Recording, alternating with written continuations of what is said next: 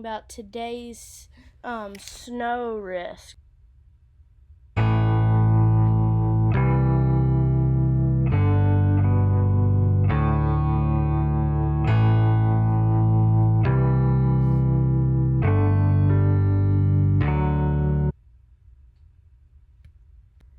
Now I'm going to look at the current radar and then I'm going to go through the forecasting models. So I'm going to go to this. So there's already a lot of heavy snow coming down over here. Around Dothan, Alabama, and Macon, Georgia. So I'm now going to go through the models of how this could look later. So this is around now. I'm going to go through this.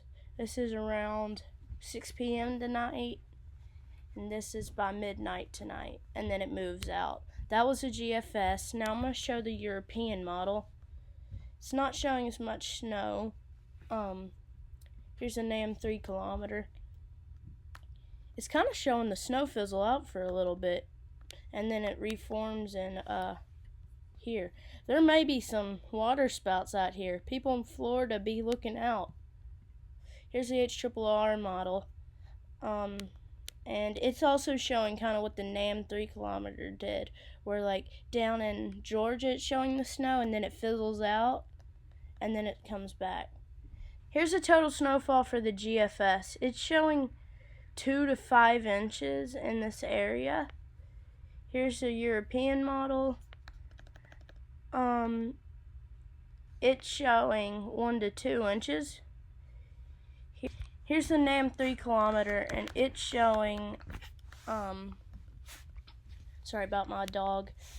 It's showing 1 to 3 inches, and then 5 or so inches up here.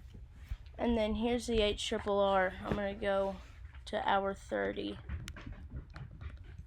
It's showing 2 to 5 inches in this small area. If you like this video, make sure you like, subscribe, and comment. And I will see you guys on the next video.